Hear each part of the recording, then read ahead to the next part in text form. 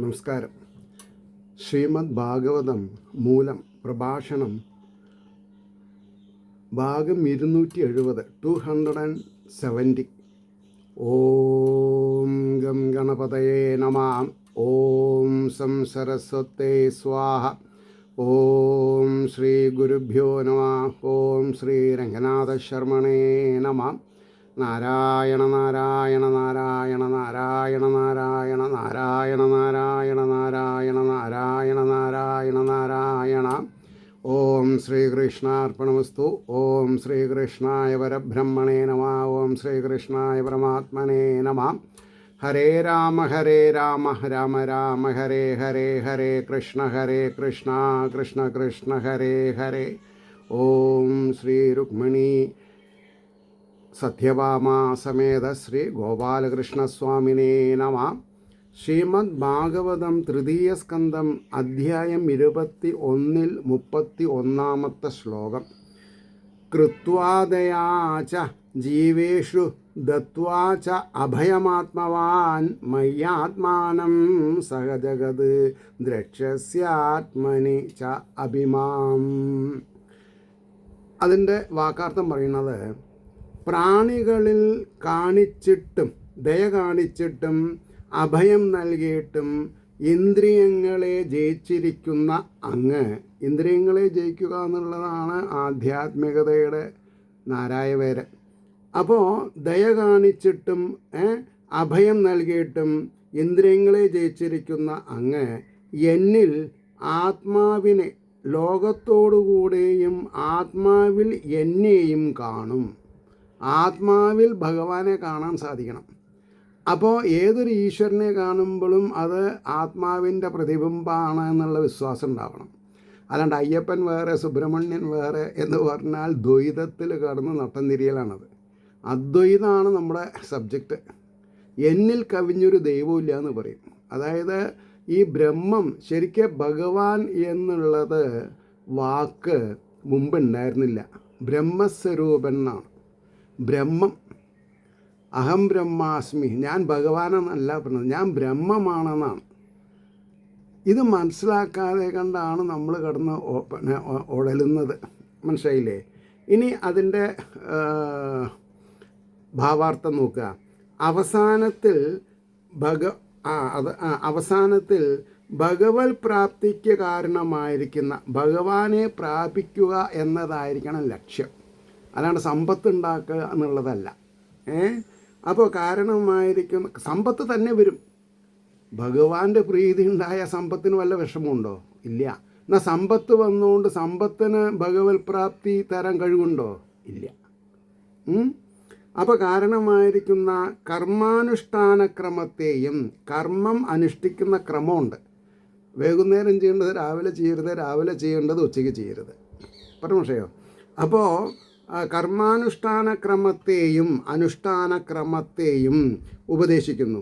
ഗൃഹസ്ഥാശ്രമത്തിലിരിക്കുമ്പോൾ സർവ്വജീവന്മാരിലും ദയോടുകൂടെ അന്നദാനാദികൾ കൊണ്ടും, ഗൃഹസ്ഥാശ്രമത്തിൽ ഇരിക്കുമ്പോൾ സർവ്വജീവന്മാരിലും ദയയോടുകൂടി അന്നദാനാദികൾ കൊണ്ടും, സന്യാശ്രാമത്തിലിരിക്കുമ്പോൾ സർവ്വജീവന്മാരിലും സുഖികളായി ഭവിക്കണമെന്നുള്ള സങ്കല്പരൂപമായ അഭയപ്രദാനം കൊണ്ടും, ഇന്ദ്രിയ ജയത്തോടുകൂടെ ആത്മാവിനെ, മനസ്സിനെ, ആത്മാവ് എന്ന് പറഞ്ഞാൽ മനസ്സ്, എന്നിൽ ഉറപ്പിച്ചുകൊണ്ടിരിക്കുന്ന അങ്ങ് ലോകവും ആത്മാവും എന്നിൽ ഇരിക്കുന്നുവെന്ന്, ആത്മാവിൽ തന്നെ ഞാനും ഇരിക്കുന്നുവെന്നും കാണും. അത് കാണാതെ കണ്ട് സാധിക്കണതൊക്കെ മോശം, നമുക്ക് ഗുണം ചെയ്യില്ല എന്നർത്ഥം. ആത്മാവ് ഭഗവാനാണ്. ഭഗവാൻ, ലോകം ആത്മാവിലാണ് ഇരിക്കുന്നത്. പുറത്ത് ശ്രദ്ധിച്ചിട്ടില്ലെങ്കിൽ ലോകം ആർക്കാ ലോകം? പറയൂ. പൂരത്തിന് പോയി അമ്പലത്ത് തൊഴുതു വന്നു ഒരാൾ മരണക്കിണർ കണ്ടുവന്നു, ആനപ്പൂരം കണ്ടിട്ട് വന്നു. What difference it makes? പറയൂ. പരമശമുണ്ടോ? ഈശ്വരാധീനം വേണമെങ്കിൽ ഈശ്വരീനെ അല്ലെങ്കിൽ ഈശ്വരനെ വണങ്ങണം. അതെവിടെ നടക്കണില്ലല്ലോ. എത്ര വലിയ പൂരത്തിന് എത്ര ആൾക്കാർ കാശ് ചിലവാക്കി പോണു. അച്ഛനും അമ്മയ്ക്കും മരുന്ന് വാങ്ങാൻ 1 കിലോമീറ്റർ നടക്കാത്തവർ പൂരത്തിന് 3 നാഴിക 4 നാഴിക ദൂരെ കാറ് പാർക്ക് ചെയ്തിട്ട് വെടിക്കെട്ട് കാണാൻ പോകുന്നുണ്ട്. I am sorry. അപ്പോൾ 32ാമത്തെ ശ്ലോകം എന്താ? സഹാഹം സ്വാംശകലയാം തദ് വീര്യേണ മഹാമുനെ തവ ക്ഷേത്രേ ദേവഹൂത്യാം പ്രണേഷ്യെ തത്വസംഹിതാം. എൻ്റെ അംശത്തിൻ്റെ കലയോടുകൂടെ, ഭഗവാന്റെ അംശത്തിൻ്റെ കലയോടുകൂടെ അങ്ങയുടെ വീര്യത്തെ ആശ്രയിച്ചിട്ട് അങ്ങയുടെ ഭാര്യയായ ദേവഹൂതിയിൽ, അതായത് എന്താണ് പറയുക, ആദിമ മനുവിൻ്റെ ഭാര്യയായ ദേവഹൂതിയിൽ ഞാൻ അവതരിച്ചിട്ട്, ഭഗവാൻ പറയാണ് കർദമ പ്രജാപതിയോട്, ഞാൻ അങ്ങയിൽ മകനായി പറക്കും. ആലോചിച്ച് നോക്കണം. ഭാര്യയായ ദേവഹൂതിയിൽ ഞാൻ അവതരിച്ചിട്ട് സാഖ്യയോഗത്തെ ഖദിക്കുന്നേൻ, ഞാൻ ലോകർക്ക് പറഞ്ഞു കൊടുക്കുന്ന. അതാണ് ഭഗവാന് അവതാരം എടുക്കാൻ ഒരു ശരീരം വേണം. അതിനാണ് ഭഗവാൻ ഓരോ അവതാരങ്ങൾ എടുക്കുന്നത്. അപ്പോൾ അതിൻ്റെ ഭാവാർത്ഥം എങ്ങനെയാണ് പറയണത്? ഹേ മഹാനായ മുനെ, അങ്ങയുടെ വീര്യത്തിൽ കൂടെ എൻ്റെ അംശകലയെ പ്രവേശിപ്പിച്ചിട്ട് അങ്ങയുടെ ഭാര്യയായ ദേവഹൂതിയിൽ ഞാൻ തന്നെ അവതരിക്കും. എന്നാൽ അത് പ്രാർത്ഥിച്ചിട്ടുണ്ടോ? ഇല്ല. അത് ഭഗവാൻ കൊടുക്കുന്ന ബോണസാണ്. എനിക്ക് എൻ്റെ തത്വസമീക്ഷകൾക്ക് അനുസരിച്ച് ഒരു ഭാര്യ വേണമെന്ന് മാത്രമേ കർദമ പ്രജാപതി പറഞ്ഞിട്ടുള്ളൂ.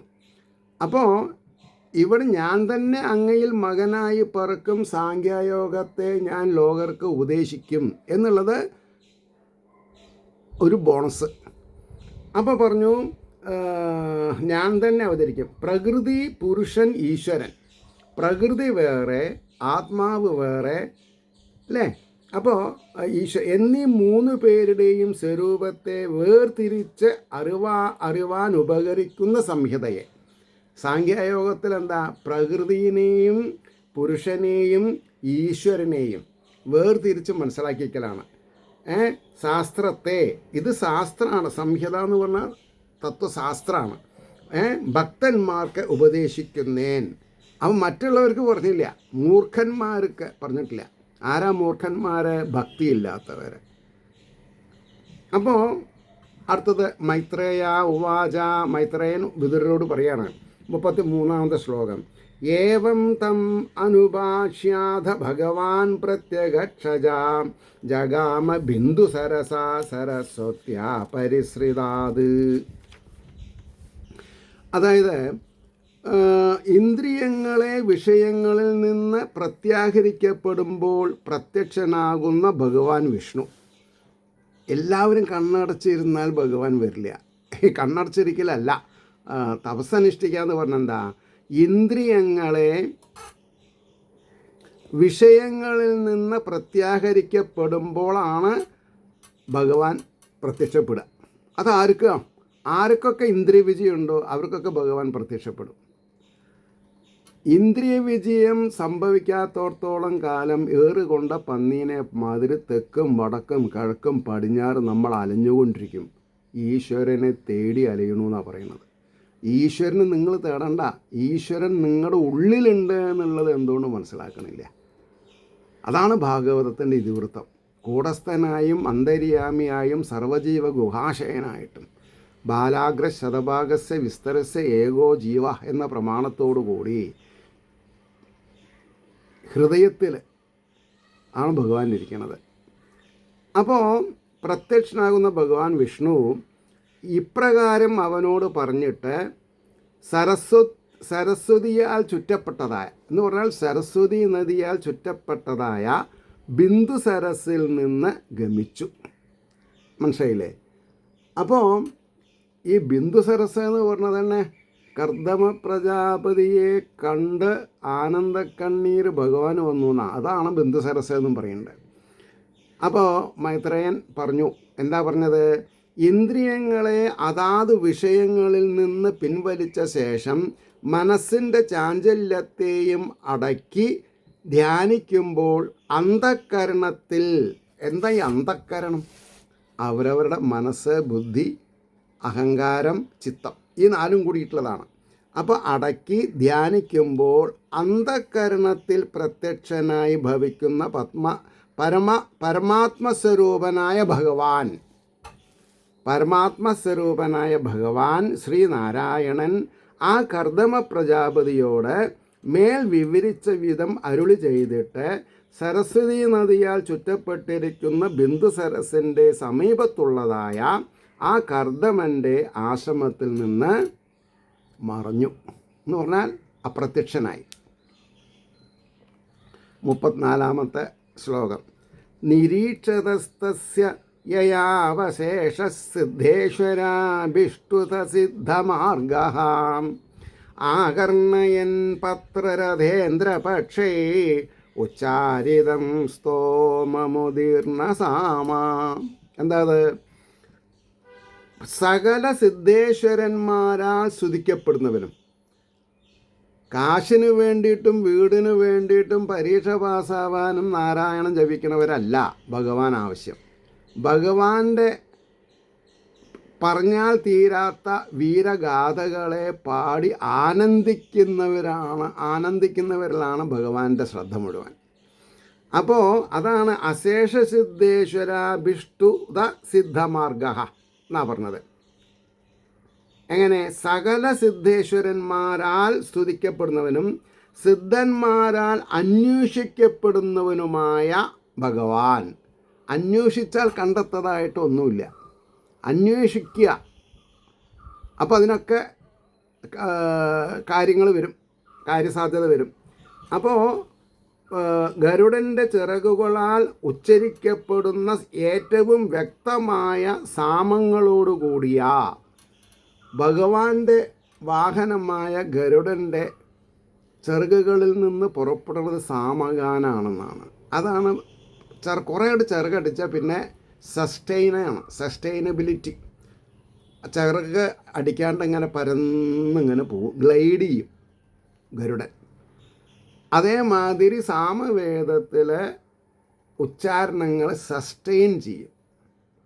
അതിന് ലിവറിൽ നല്ല ബലം വേണം, ലങ്സിന് സസ്റ്റെയിൻ ചെയ്യാൻ വേണ്ടിയിട്ട്. അപ്പോൾ ഏറ്റവും വ്യക്തമായ സാമങ്ങളോടുകൂടിയ മന്ത്രസമുദായത്തെ, മന്ത്രസമുദായം, ഒരു സമുദായത്തിൽ എത്ര ആൾക്കാരുണ്ടാവും അങ്ങനെ പറയാം. അപ്പോൾ മന്ത്രസമുദായത്തെ കേൾപ്പിക്കുന്നവനായിട്ടും അവൻ നോക്കിക്കൊണ്ട് നിൽക്കുമ്പോൾ യാനം ചെയ്തു, അപ്രത്യക്ഷമായി. ഇനി അതിൻ്റെ ഭാവാർത്ഥം പറയണു.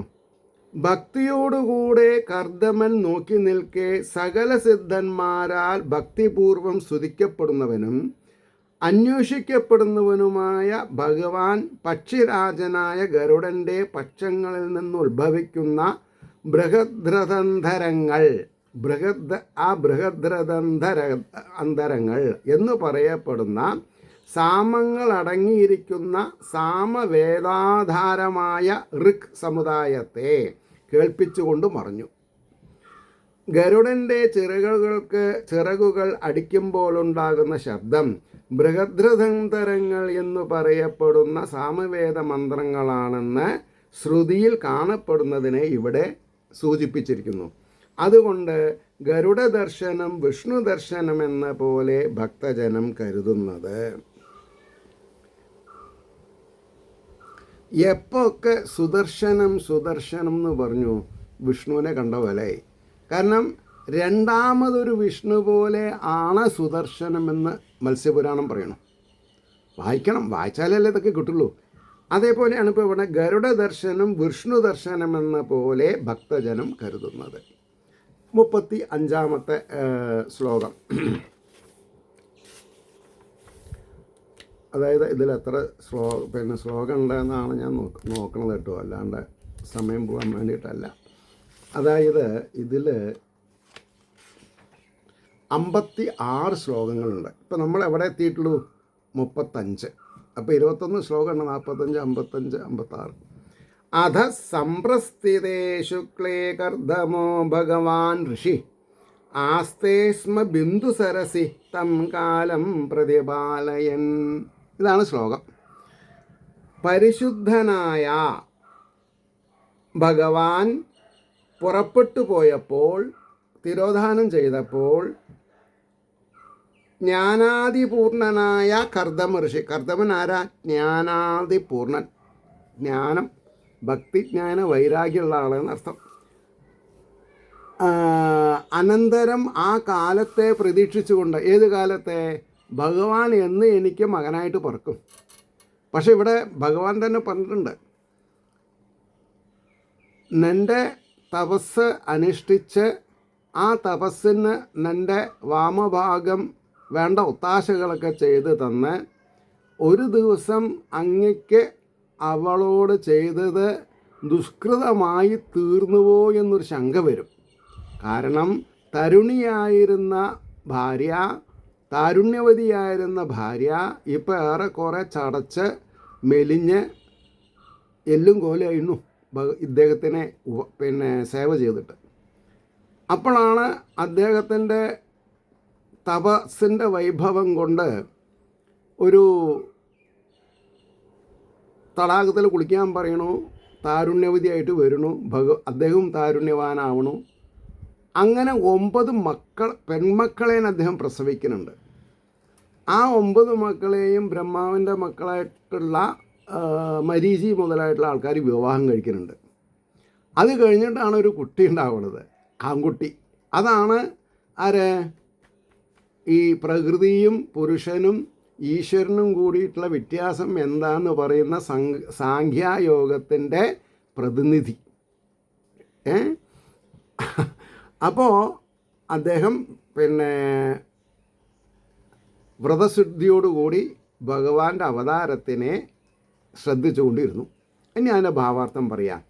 അനന്തരം ശുദ്ധതത്വസ്വരൂപനായ ഭഗവാൻ, ഭഗവാന്റെ വിശേഷണം എന്താ? ശുദ്ധാണ്, തത്വസ്വരൂപനായ. അപ്പോൾ ഭഗവാൻ ശ്രീനാരായണൻ ആശ്രമത്തിൽ നിന്ന് മറഞ്ഞതിൻ്റെ ശേഷം ജ്ഞാനാദികളായ ഈശ്വര ഗുണങ്ങൾ, ജ്ഞാനം അതാണ് ഈശ്വരൻ്റെ ഗുണങ്ങൾ തികഞ്ഞിരിക്കുന്ന കർദമൻ എന്ന ഋഷി ഭഗവാൻ അരുളി ചെയ്തതായ കാലത്തെ കാത്തുകൊണ്ട് ബിന്ദുസരസിൻ്റെ തീരത്തുള്ള ആശ്രമത്തിൽ തന്നെ വസിച്ചു. ഇനി 36, 37 ഒപ്പം പോകും, അർത്ഥം പറയേണ്ട സൗകര്യത്തിന് വേണ്ടിയിട്ട്. മനു സ്യന്തനമാസ്ഥായ. അപ്പോഴാണ് ആദിമ മനു രംഗപ്രവേശം ശതരൂപയോട് കൂടിയിട്ട് വരുന്നത്. മനു സ്യന്തനമാസ്ഥായ ശാതകൗംഭ പരിശ്ചതം ആരോപ്യ സ്വാം ദുഹിതരം സഭാര്യ പര്യടൻ മഹീം. തൻ്റെ രാജ്യത്തിൻ്റെ പല ഭാഗങ്ങൾ ചുറ്റിത്തിരിയാൻ വേണ്ടി ഭാര്യാസമേതനായിട്ടും മകളോടും കൂടി വരികയാണ്.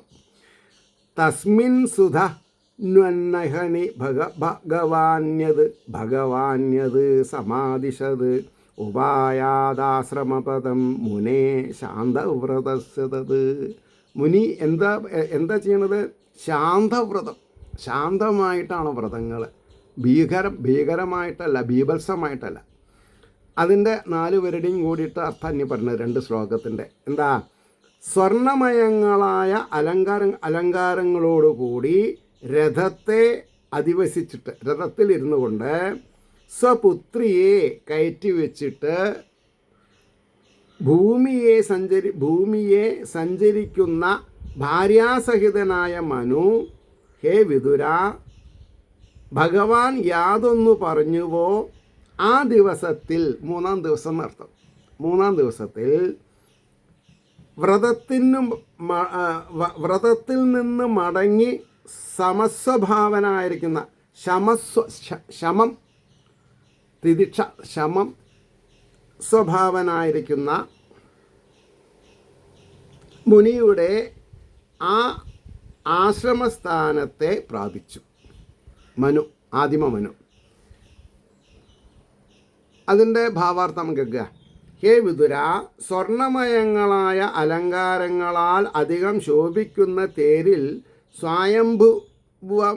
സ്വായംഭുവ മനുവും അദ്ദേഹത്തിൻ്റെ മഹിഷി, അതായത് വാമഭാഗം പട്ടമഹിഷി ശതരൂപയും പുത്രിയായ ദേവഹൂതിയോടുകൂടി പുറപ്പെട്ടു. അനുരൂപനായ വരനെ അന്വേഷിച്ച് ഭൂമിയിൽ പലയിടത്തും സഞ്ചരിച്ച ശേഷം വ്രതസമാപ്തി വരുത്തി ശാന്തനായിരിക്കുന്ന കർദമമുനിയുടെ ആശ്രമത്തിൽ ഭഗവാൻ അരുളി ചെയ്ത ആ ദിവസത്തിൽ വന്നു ചേർന്നു. അപ്പോൾ ഭഗവാൻ എന്തെങ്കിലും ഒരു വെളിപാട് നമ്മളെ അറിയിച്ചാൽ അത് നടക്കുന്നുള്ളത് ആദ്യം മനസ്സിലാക്കണം. ഭഗവാന്റെ വാക്കിന് ഉറപ്പ് കൊടുക്കണം. മനസ്സിലായോ? ഇനി ഇവിടുന്ന് ഒരു 4-8 ശ്ലോകങ്ങൾ ഒന്നായിട്ട് പോകും. 4-8 ശ്ലോകങ്ങൾ. 38ാമത്തെ ശ്ലോകം പറയാം. യസ്മിൻ ഭഗവതോ നേത്രാണ്യപതന്നശ്രുബിന്ദവ. ഞാൻ പറഞ്ഞില്ലേ ഭഗവാന്റെ അസുരഗണങ്ങളെ പറ്റി പറയണ്ടേ. കൃപയാ സംഭരീതസ്യ പ്രപന്നേ അർപ്പിതയാദൃശം. 1. ഇനി 39ാമത്തെ ശ്ലോകം. തദ്വൈ ബിന്ദുസരോ നാമ സരസ്വത്യാ പരിശ്രിതം പുണ്യം ശിവാമൃതജലം. ശിവാമൃതജലം എന്ന് പറഞ്ഞിട്ടുണ്ടെങ്കിൽ മംഗളകരമായിട്ടുള്ള തീർത്ഥം നടത്തം. മഹർഷിഗണസേവിതം. മഹർഷിമാർ കുടിക്കുകയും കുളിക്കുകയൊക്കെ ചെയ്യണത്. 40ാമത്തെ ശ്ലോകം. പുണ്യദ്രുമലതാജാലേ കൂജൽ മൃഗദ്വിജയ് സർവർത്തുു ഫലപുഷ്പാഢ്യം വനരാജിശ്രിയാന്വിതം. 41. മത്തദ്വിജഗണേ ഗുഷ്ടം മത്തഭ്രമരവിഭ്രമം മത്തബർഹി നടാടോപം ആഹ്വയൻ മത്തഗോകിലം. 42. കദംബ ചമ്പക അശോക കരഞ്ച ബഹുളാസനൈ. എന്തൊക്കെ വൃക്ഷങ്ങളാണെന്നാണ് പറഞ്ഞത്. കുന്ദമന്ദാര തപോതൈരലങ്കൃതം. കുന്ദമന്ദാരകുടജൈചൂതപോതൈരലങ്കൃതം. 43. കാരണ്ഡവൈ പ്ലവൈർഹംസേ കുരരൈർജലകുക്കുടൈഃ സാരസൈശ്ചക്രവാകൈശ്ച ചകോരൈവൽഗുകൂജിതം. തഥൈവ ഹരിണൈ ക്രോഡൈ ശ്വാവിദ്ഗവയകുഞ്ചരൈ ഗോപുച്ഛൈർഹരിഭിർമർക്കൈർ നകുലേനാഭിഭിർവൃതം. ഇനി 45. പ്രവിശ്യ തത്തീർത്ഥവരമാതിരാജസഹാത്മജാം ദദർശ മുനിമാസീനം തസ്മിൻ ഹുദഹുദാശനം. അങ്ങനെ 8 ശ്ലോകങ്ങളാണ് പറഞ്ഞത്. ഇനി ഒരു മാരത്തോൺ അതിൻ്റെ 8 ശ്ലോകങ്ങളുടെ വാക്കാർത്ഥം പറയാം. അതിൻ്റെ ശേഷം അതിൻ്റെ ഭാവാർത്ഥം പറഞ്ഞ് അവസാനിപ്പിക്കാം. ശരണാഗതനിൽ ഏറ്റവും വയ്ക്കപ്പെട്ട കാരുണ്യത്താൽ ഭഗവാനെ ശരണാഗതനായിട്ട് നമ്മൾ സ്വീകരിച്ചാൽ ഭഗവാൻ നമ്മുടെ കാര്യങ്ങൾ നോക്കുന്ന പറഞ്ഞത്. വ്യാപിക്കപ്പെട്ട ഭഗവാന്റെ കണ്ണിൽ നിന്ന് ജലത്തുള്ളികൾ ശ്രദ്ധിക്കണം. അതായത് സന്തോഷാശ്രുക്കൾ. എൻ്റെ ഭക്തൻ വളരെ കേമനാണെന്നുള്ളൊരു തോന്നലുണ്ടായി ഭഗവാന്. അപ്പോൾ ജലത്തുള്ളികൾ യാതൊന്നിൽ നിപതിച്ചുവോ? ഏതിൽ? സരസ്വതി തീരത്തിൽ. സരസ്വതിയാൽ ചുറ്റപ്പെട്ട ബിന്ദു സരസ് എന്ന പേരായത് അതാകുന്നു. പറഞ്ഞില്ലേ? അപ്പം ഞാനിത് പുസ്തകം സർവീസിലിരിക്കുമ്പോൾ വാങ്ങി പഠിച്ചതാണ്. അതൊരു ഓർമ്മയുണ്ട്. പക്ഷെ ഞാൻ വളരെ ശ്രദ്ധയോട് കൂടിയിട്ടേ പറയുള്ളൂ. കാരണം ഞാൻ ഈ കൂടുതൽ തുടങ്ങിയത് കിളിപ്പാട്ടാണ്. കിളിപ്പാട്ട് ഭാഷാപിതാവായിരിക്കുന്ന തുഞ്ചത്തെഴുത്തച്ഛൻ്റെ സ്വതന്ത്ര കൃതിയാണ്. അതിൽ ഭക്തിപ്രസ്ഥാനത്തിൽ പലതും കൂട്ടിയിട്ടുണ്ട് അദ്ദേഹം. അപ്പോൾ അത് വായിക്കാത്തവർക്ക് രുചിക്കില്ല. ഭക്തി ഉള്ളവർക്കൊക്കെ രുചിക്കും. ഭക്തി ഞാൻ സംസ്കൃതം മൂലം മാത്രമേ പഠിച്ചിട്ടുള്ളൂ, അതിലിങ്ങനെ പറഞ്ഞിട്ടില്ല എന്ന് വാദിക്കുന്ന ആൾക്കാരുണ്ട്. ആയിക്കോട്ടെ, അതുകൊണ്ടായിരിക്കാം ഭഗവാൻ എനിക്ക് അവസാനം കുറേ കാര്യങ്ങൾ മനസ്സിലാക്കിയതിൻ്റെ ശേഷം മതി ഇത് പറയാമെന്ന് വിചാരിച്ചിട്ടാവും നല്ലപ്പൻ കാലത്ത് അങ്ങനെ പറയാം, ഇങ്ങനെ ഒരു എന്താണെന്നാ പറയുക, ഓരോ ശ്ലോകങ്ങൾ എടുത്ത് പറയാൻ ഞാൻ ശ്രമിച്ചിട്ടുണ്ടായിരുന്നില്ല. അപ്പോൾ ഭഗവാൻ കാത്തുവെച്ച സമയമാണത്, അതുകൊണ്ടാണ് അങ്ങനെ സംഭവിച്ചത്. അപ്പോൾ ഇവിടെ പുണ്യത്തെ ജനിപ്പിക്കുന്നതും ശിവാമൃത ജലം, കല്യാണകരവും അമൃതതുല്യവുമായ ജലത്തോടു കൂടിയതും, കല്യാണകരവും അമൃതതുല്യവുമായി ജലത്തോടു കൂടിയതും മഹർഷി സമൂഹത്താൽ സേവിക്കപ്പെടുന്നതും പുണ്യത്തെ അനുഭവിക്കുന്ന വൃക്ഷങ്ങളുടെയും വള്ളികളുടെയും സമൂഹത്തോടും ശബ്ദിച്ചുകൊണ്ടിരിക്കുന്ന പുണ്യ മൃഗപക്ഷികളോട് കൂടിയതും. എന്താ പുണ്യ മൃഗപക്ഷികളെന്ന് പറയാൻ കാരണം, ഭഗവാന്റെ അശ്രുഗണങ്ങൾ, ആനന്ദാശ്രുക്കൾ പാനം ചെയ്യണമെന്നുണ്ടെങ്കിൽ അതിന് കുറച്ച് പുണ്യം തന്നെ വേണം.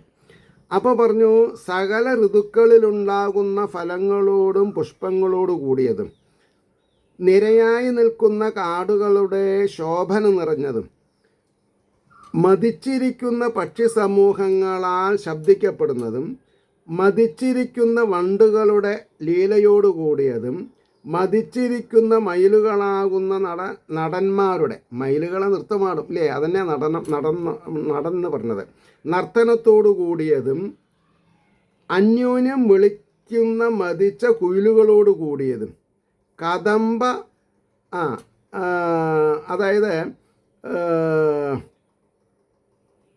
കദംബം, മാവ് മുതലായ ചെറുവൃക്ഷങ്ങളാൽ അലങ്കരിക്കപ്പെട്ടതും കാരണ്ഡവം, ചെമ്പോത്ത് മുതലായ പക്ഷികളാൽ മനോഹരമായി ശബ്ദിക്കപ്പെടുന്നതും അപ്രകാരം തന്നെ മാനുകളാലും പന്നികളാലും, വരാഹം എന്നുള്ളതിന് വേറൊരു പേരാണ് ഇവിടെ ഉപയോഗിച്ചിട്ടുള്ളത്, ഏത്, ക്രോഡൈ. അപ്പോൾ ഇതൊക്കെ ഇൻഫർമേറ്റീവ് ആണ്. അപ്പോൾ പന്നികളാലും പിന്നെ മുള്ളൻ പന്നി, ഗവയം, ആന ഇവകളാലും പശുവിൻ്റെ വാൽ പോലെയുള്ള വാലുകളുള്ള മൃഗവിശേഷങ്ങളാലും സിംഹങ്ങളാലും പലവിധ കുരങ്ങുകളാലും കീരികളാലും ചമ്മരിയാളല്ല, ചമരിന്നേ ഉള്ളൂ, ചമരികളാലും നിറയപ്പെട്ടതും ആയിരുന്ന ആ പ്രസിദ്ധമായ ഉത്കൃഷ്ട തീർത്ഥത്തെ ബിന്ദുസരസ് പ്രവേശിച്ചിട്ട് പുത്രിയോടുകൂടിയ മനു അതിൽ അഗ്നിഹോത്രം കഴിഞ്ഞ ശേഷം ഇരിക്കുന്ന മുനിയെ കണ്ടു. അതായത് നിത്യവൃത്തികളൊക്കെ കഴിഞ്ഞ് അറ്റ് ഈസ് ഇരിക്കുകയാണ് അദ്ദേഹം, ഭഗവാൻ പറഞ്ഞ വിസിറ്റേഴ്സ് വരാൻ വേണ്ടിയിട്ട്. ഇനിയാണ് 38 മുതൽക്ക് 45 വരെയുള്ള 8 ശ്ലോകങ്ങൾ പറയുന്നത്. കർദമാശ്രമ വർണ്ണനം, കർദമൻ്റെ ആശ്രമങ്ങളെ പറ്റി വർണ്ണിക്കണം. ഭൂലോകം മുഴുവൻ ഭരിക്കുന്ന ആദിചക്രവർത്തി ഭാര്യയോടും പുത്രിയോടും യോജിച്ച് വന്നിരിക്കുന്ന കർദമാശ്രമവും സമീപ പ്രദേശവും കൃത്രിമങ്ങളായ ആഡംബരങ്ങളൊന്നുമുള്ളവയല്ല, നാച്ചുറലാണ്, കൃത്രിമല്ല. എങ്കിലും ആ ആശ്രമത്തിൻ്റെ സ്വതസിദ്ധമായിരിക്കുന്ന രമണീയകം, സ്വതസിദ്ധം നാച്ചുറൽ എൻവിറോൺമെൻറ്റ് ആരെയും ആനന്ദിപ്പിക്കാതിരിക്കയില്ല എന്നാണ് വർണ്ണയുടെ ആന്തരമായ സാരം. കാരണം എന്താ, ബിന്ദുസരസ്. ഒന്നാമതായിട്ട് ബിന്ദുസരസ് എന്ന ആ ആശ്രമത്തിനുണ്ടായ നാമധേയം തന്നെ, ബിന്ദുസരസ്, ആ ആശ്രമത്തിൻ്റെ പേര് ബിന്ദുസരസായി മാറി. എങ്ങനെ? നാമധേയം തന്നെ അതിൻ്റെ പുണ്യാതിരേഖത്തെ പ്രസിദ്ധപ്പെടുത്തുന്നു. സാക്ഷാൽ ശ്രീനാരായണൻ ഗരുഡവാഹനത്തിന്മേൽ ഭക്തനായ കർദമനെ അനുഗ്രഹിപ്പാനായി പ്രത്യക്ഷനായപ്പോൾ തപക്ലിഷ്ടനായ ആ മുനിയെക്കുറിച്ചുണ്ടായ കാരുണ്യാതിശയത്താൽ ഭഗവാന്റെ കണ്ണിൽ നിന്ന് ജലത്തുള്ളികൾ സമീപത്തുള്ള തടാകത്തിൽ വീണു.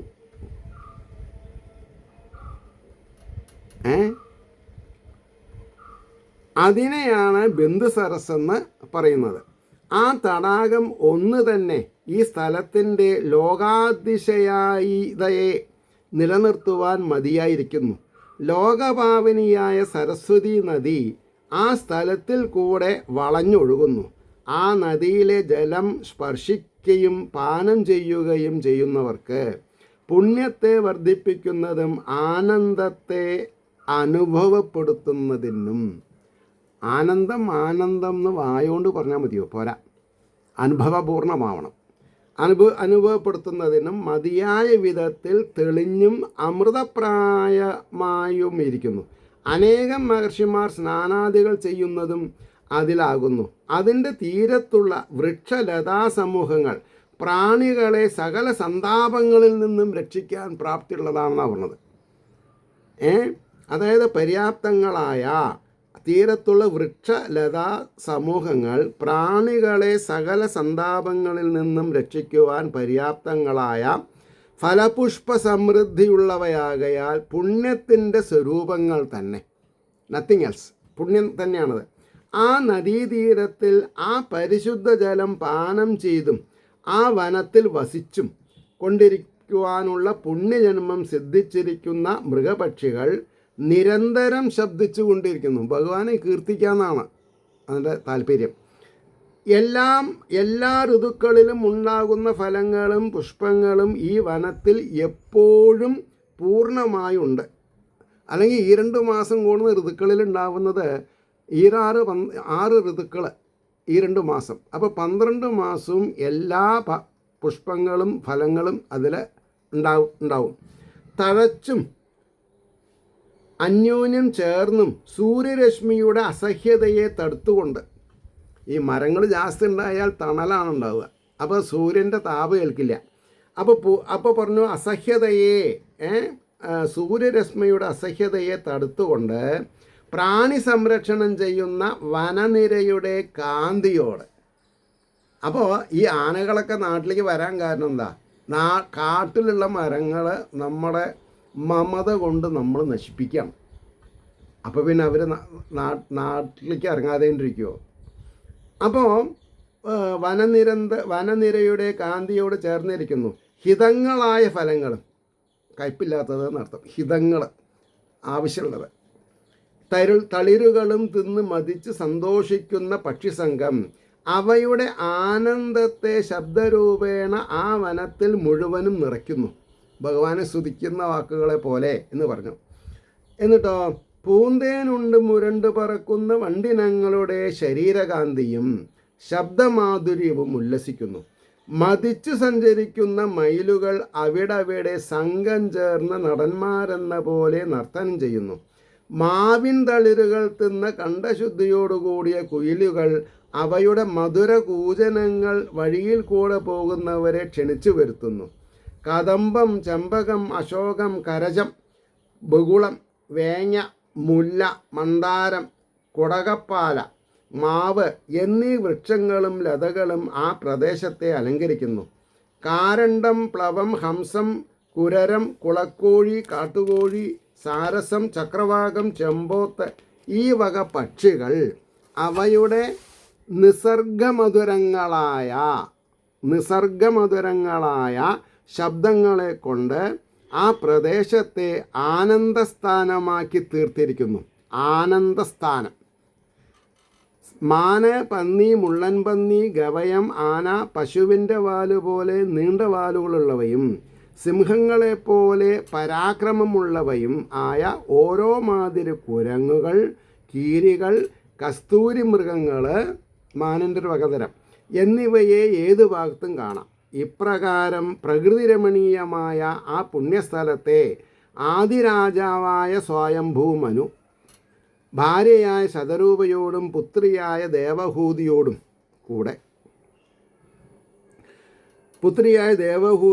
കൂടെ പ്രവേശിച്ചപ്പോൾ ആശ്രമത്തിൽ തപസ് ചെയ്തുകൊണ്ടിരിക്കുന്ന കർദമമുനി അഗ്നിഹോത്രാദികളായ നിത്യകർമ്മങ്ങൾ കഴിഞ്ഞ് സ്വസ്ഥനായിരിക്കുകയായിരുന്നു. തക്ക സമയത്തിലും സ്ഥാനത്തിലും ഇരിക്കുന്ന ആ മുനിയെ സ്വയംഭുവൻ മനു ചെന്ന് കണ്ടു. ഇതാണ് കർദമ പ്രജാപതിയുടെ കഥയുടെ തുടക്കമാണത്. മനസ്സിലായില്ലേ? അവിടെ നിർത്താം. ഏവർക്കും ശ്രീ ഹരിയുടെ അനുഗ്രഹാശിസ്സുകൾ നിർലോഭം ഉണ്ടാവട്ടെ എന്ന് പ്രാർത്ഥിക്കുന്നതിനോടൊപ്പം ലോകാസമസ്ത സുഖിനോഭവന്തു ആയിരിക്കട്ടെ നമ്മുടെ പ്രാർത്ഥന എന്ന് സ്മരിച്ചുകൊണ്ട് വാക്കുകൾ ഉപസംഹരിക്കുന്നു. നമസ്കാരം. നാളെ കാണാം.